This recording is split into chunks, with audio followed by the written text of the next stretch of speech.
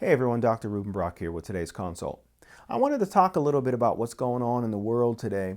Over the last few weeks, while the world is facing a global pandemic, America is also being rocked by racial tension sparked by the brutal murder of George Floyd by a Minneapolis police officer.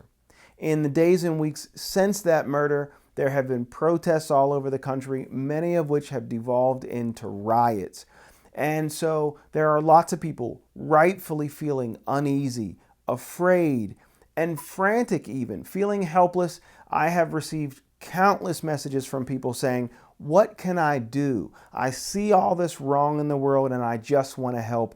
I feel helpless because I don't know what to do."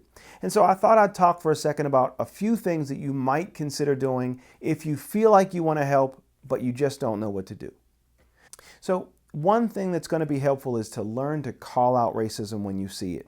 Anytime you see or hear racist values and beliefs being expressed, you want to express your opposition to those ideas. You want to let people know that you don't believe it's cool to think or act in that way. And believe it or not, you are sending a message, and it is a powerful message, that you are not okay with racism. Another powerful thing that you can do is just send love, send concern. If you have friends who are people of color, you have concerns about how they might be doing, how they might be impacted by all this, just send a quick text message, an email, a phone call. "Hey, I just want you to know I'm thinking of you. I want you to know that I love you. I'm concerned." Believe it or not, it is very powerful to know that in this world that can often feel very ugly, there are still people who love you. One of the most powerful things that you can do is just learn to listen. When your friend who is a person of color is telling you about experiences of racism, what you want to do is just listen. Learn to empathize by attempting to understand what they're going through. Now, I want to give a word of caution. You don't want to burden a person of color with being your teacher. In other words, you don't want to say things like, "Can you teach me about racism? Can you teach me about oppression? I want to understand this. Can you do that for me?"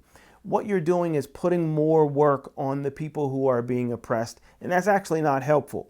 But if you just learn to listen when a person wants to share with you, if you learn to just listen, just attempt to understand, just empathize, that is a very, very powerful thing. And it also begins to build bridges. If you understand my experience, you can help in other ways because you will actually understand what's going on. And then the last thing I would suggest is if you feel ready, if you feel strong enough, if you feel capable, get involved. There are lots of organizations that fight racism, injustice, inequality every day. The ACLU, Black Lives Matter. There are all kinds of organizations that do this work. And so you can get involved by donating, by going to a protest if it is safe, if you feel comfortable doing so. Get involved in whatever way is available to you. Keep in mind that your black friend might not want to have this conversation with you, and so don't feel offended if you don't get a rosy response when you ask these questions. But when possible, do whatever it is that you can. Believe it or not, it is very, very powerful to have allies in this fight. And so I encourage you, if you feel comfortable, get involved. This thing doesn't end until everybody in America decides that they will no longer put up with injustice. It's not enough to say racism is a thing of the past. You actually have to make it a thing of the past, and then we can move on beyond it. I hope this helps. I hope you learn something from this and you'll decide to get involved in some way.